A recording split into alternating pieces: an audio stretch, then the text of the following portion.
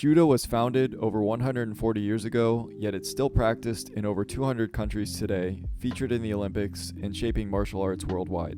But what exactly keeps Judo relevant today, when we have MMA, BJJ, self-defense systems, and countless modern alternatives? Let's take a look at how this art has evolved and why it's still one of the most influential disciplines in the world.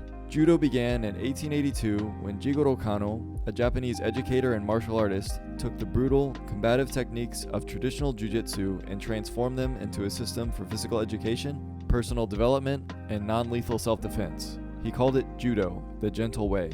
Jigoro Kano was born in 1860 in the coastal town of Mikage, Japan, during a time of major transition. The samurai era was ending, and Japan was rapidly modernizing. As a small and physically frail child, Kano often faced bullying from older and stronger students. This experience sparked his interest in martial arts, not for domination but for self-defense and confidence. He began studying traditional jiu-jitsu styles like Tenjin Shinryu and Kitoryu while also excelling academically. Kano wasn't just a martial artist, he was a brilliant educator and reformer. He graduated from Tokyo Imperial University with a focus on literature, political science, and ethics, and later became a key figure in Japan's education system. His unique blend of intellectual rigor and martial training shaped the creation of Judo. He wasn't trying to preserve old combat techniques, he was creating something new, a system for physical, mental, and moral development that could fit into modern life. Judo was his answer to how martial arts could serve both the individual and society. And Kano's academic background played a major role in shaping Judo's deeper purpose. As a scholar of ethics, philosophy, and education, he believed that physical training should go hand in hand with character development. He wasn't interested in simply passing down techniques, he wanted to create a system that would build better human beings. Drawing from Confucian principles, Western education theory, and his own experiences, he infused Judo with the ideas of Seryoku Jinyo, or maximum efficient use of energy, and Jita Kyoye, or mutual welfare and benefit. These weren't just slogans, they became the moral foundation of Judo, turning it into a lifelong discipline for improving both self and society. From the start, Judo was different. It emphasized randori, or live sparring, instead of just kata or forms.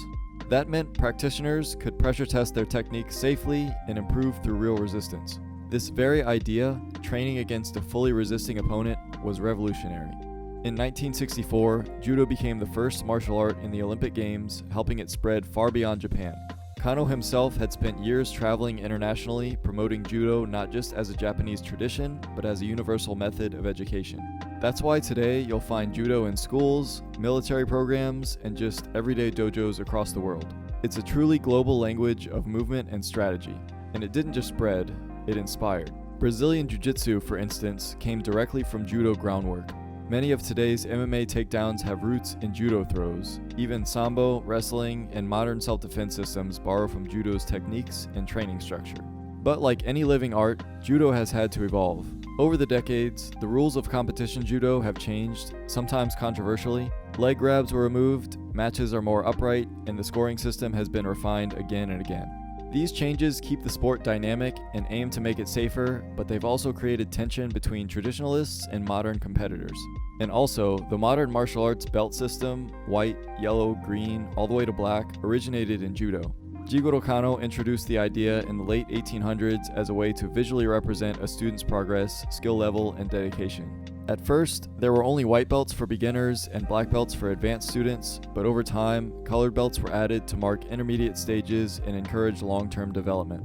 This system became so effective and motivating that other martial arts, including karate, taekwondo, Brazilian jiu-jitsu, and even some modern self-defense programs, adopted and adapted it. What started as a simple tool for structure and recognition in Judo became a universal symbol of growth in martial arts around the world. Today, you'll see judoka or judo practitioners cross-training in BJJ, MMA fighters using Judo to dominate clinch work, and police departments teaching Judo-style control techniques. Even recreationally, Judo offers functional fitness, discipline, resilience, and confidence. And unlike many sports, you don't need to be an athlete to benefit from it. New students spend a majority of their time learning not how to throw, but how to be thrown or taken down.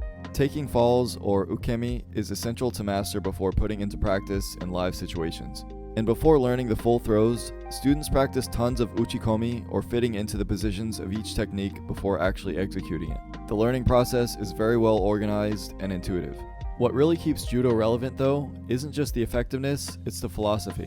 The word Judo is made up of two Chinese characters, Ju meaning gentle, flexible, or yielding, and Do meaning way, path, or principle. Together, Judo translates to the gentle way, not in the sense of being weak, but in using an opponent's force against them rather than meeting it head-on. This concept of Ju, or gentleness through adaptability, is central to the art's philosophy. The Do emphasizes that Judo is not just a collection of techniques, but a lifelong path of discipline, self-improvement, and ethical development. It reflects Kano's vision of Judo as more than a combat sport, it's a way of life. Its values of respect, humility, perseverance, and mutual benefit are timeless. Unlike some traditional martial arts that have faded from mainstream view or remain locked in static forms, Judo constantly reinvents itself. The core philosophy stays rooted, but the application evolves with every generation of judoka. That blend of preservation and progress is rare, and it's part of what makes Judo still matter today. Also, one of the reasons Judo has remained so globally consistent is that, unlike many martial arts that fractured into competing styles and wildly different curricula, Judo has stayed largely unified under a common technical and philosophical foundation. While there are several major federations, like the International Judo Federation, or IJF, Kodokan Judo, and national governing bodies, most of them still adhere closely to the original techniques and structure laid out by Jigoro Kano. The core throws, pins, and submissions are nearly identical from Tokyo to Toronto, and the grading systems remain broadly compatible across organizations. It's probably the most unified major art in the world today. This level of cohesion is rare in the martial arts world. In arts like karate or kung fu, styles can vary drastically, even between schools in the same city. Belt systems are completely different, some techniques are left out for others, etc. But in Judo, the moment someone performs a seonage, ogoshi, or osotogari, it's immediately recognizable to judoka everywhere.